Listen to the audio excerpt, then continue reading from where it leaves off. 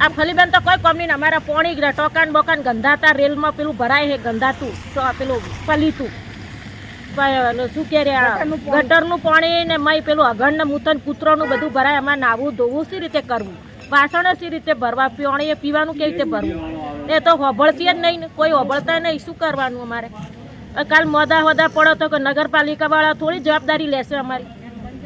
કોઈ કોમના નહીં. વોટ લેવાની જરૂર તો તારે બધા આવી જાય કે વોટ આલો વોટ આલો. વોટ ની ટાઈમ કશું આવતા નહીં, જોવાય નહીં. અમને સંડાસ ની લાઈન નું પાણી આવે અમારે શું કરવું? અરે હા કોઈ કોમની નથી ભાઈ. ફલીબેન તો ફોન જ નહીં ઉપાડતા. શોભાના ગોઠિયા જેવા હે.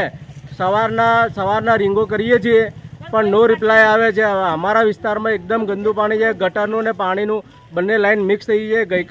ગઈકાલથી રહીશો ખૂબ હેરાન થાય છે પણ અત્યાર સુધી કોઈ દેખવા આવ્યું નથી. તો નગરપાલિકાને એ વિનંતી કે જલ્દી આ બાબતે એક્શન લેવા વિનંતી. પાલિકાવાળા કોઈ ઓભળતા નહીં અને કહેવા જઈએ છીએ તો અમે દબાણ કરે છે કે કરીએ છીએ એમ પણ આવતા નહીં. 2-3 કલાક સુધી બોઘા બૂમો પાડીએ છીએ અને ટોકોમાં ગંદુ પાણી આવે છે. પીવાનું કેવી રીતના પાણી, નાવાનું કેવી રીતના પાણી અમારું? તો પાણી કોઈ નવા આવ્યા તો નવું બધું કરે છે, નવા ખેલ કરવા માંડ્યા છે બધા. નવા શું સારું કરવા આવ્યા છે? હોય આ રોમી શાળા બધા એક નંબરના ચોર આવ્યા છે નગરપાલિકામાં. ચોર જ આવ્યા છે ને તાણ વળી શું સારું કરું છું? જોવા દેખવાય નહીં આવતા. તો એક નંબરના ચોર જ આવ્યા છે બધા અને દેખવાય આવ્યા નહીં. નવા આવ્યા તો કોઈ દેખવા જ નહીં આવ્યા હોય. તો અમે વોર્ડ નંબર 6 પાલનપુરમાં રહીએ છીએ. અંબિકાનગર વિસ્તાર છે અમારો.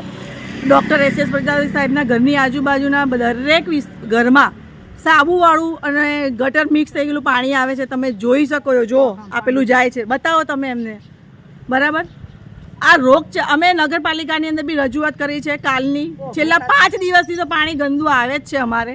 તો અમારે આના શું એક્શન લેવાના છે હવે નગરપાલિકાવાળા અમારા માટે? અને રોગચાળો ફાટશે તો એનું જવાબદાર કોણ છે? જે બી થઈ શકે છે જલ્દી તમે પગલાં ભરો તો સારું છે. નગર પછી અમારા રીતે આવવું પડશે નગરપાલિકામાં. હું વોર્ડ નંબર 6 અંબિકાનગરમાંથી વાત કરું છું. અમારે છેલ્લા 15 થી 20 દિવસ થઈ ગયા છે ગટરની પ્રોબ્લેમ થઈ ગઈ છે. છેલ્લા 20 દિવસથી અમે કન્ટિન્યુ એમને કોલ કરીને મેસેજ કરીને ત્યાં રૂબરૂ જઈને 2-3 કલાક પોતાના ધંધાના બગાડીને ત્યાં બેઠા છીએ. છતાં એ લોકો કોઈને મોકલતા નથી. આ કલાકમાં મોકલું, 3 વાગે મોકલું, 4 વાગે મોકલું, ના જેટિંગ મોકલે. વચ્ચે એકવાર જેટિંગ મોકલ્યું હતું, એના પછી એ કોઈ તાકવા જ નહીં આવ્યા. અઠવાડિયે ગટરોની સફાઈ થાય ને તો આ પ્રોબ્લેમ જ ના આવે. પણ અઠવાડિયે શું આ લોકો 6 મહિના થઈ ગયા અહીંયા દેખવા નહીં આવતા. આવી રીતે કાં તો રોજનું થઈ ગયું, નવી લાઈન નાખી આપીએ, આ આપીએ, પણ કોઈ પણ એનો કોઈ નિકાલ નહીં કરતા. અમારે ધંધા બગાડીને ત્યાં બેસી રહેવાનું કે પછી ધંધા કરવાના? છેલ્લા આમને SS પ્રજાપતિના ઘરે પ્રોબ્લેમ થઈ, એમણે બી કમ્પ્લેન કરી તો પણ કોઈ સાંભળવા. ચલો અમે મારા મકાન દબાણના, પણ એમના તો પ્રાઇવેટ મકાનોની અંદર આવી રીતે 2 ટેન્કરના ટાંકા ખાલી કેવી રીતે કરવા? અને સાબુવાળું પાણી, ચલો સાબુવાળું બી છોડો, ગટરનું પાણી અંદર મિક્સ થઈ ગયું. જ્યાર સુધી આ ગટરનો નિકાલ નહીં આવે ત્યાર સુધી પીવાના પાણીનો બી નિકાલ. અમારે પાણી ભરવાનું ક્યાંથી? પાણી તો ઘણું આવે છે. ઢોળવાવાળા ઢોળે બી બહુ છે, એમની બી કોઈ એક્શન નહીં લેવાતી કે ભાઈ આટલું બધું પાણી ઢોળે એ લોકો. એ જ પાણી તમે દેખો મારા ઘરની ચોકડીમાં ભરાય છે. અમે છેલ્લા કેટલા દિવસથી હેરાન થઈ રહ્યા છીએ પણ આ લોકો કોઈ એક્શન લેવા તૈયાર. સંબંધમાં અમે કહીએ કે કોણ કે કશું શું કરીએ, પણ આ સંબંધનો દુરુપયોગ કર્યો કહેવાય. અમે લોકો જ્યાર સુધી સીધી રીતથી ચાલતા હતા ત્યાર સુધી એ લોકોને સમજણ પડી નહીં.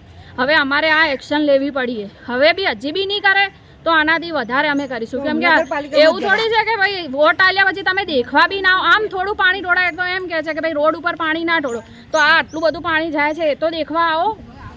બસ મારે એક જ અપીલ, અમારે તમારાથી કોઈ વિરોધ કરવો નહીં, પણ તમે ખાલી આટલું અમારે પીવાના પાણીનું સારું થાય ને આ ગટર લાઈનો આ જ વસ્તુ તમારા ઘર આગળ હોય તો શું તમે ચલાવતા આટલા દિવસ?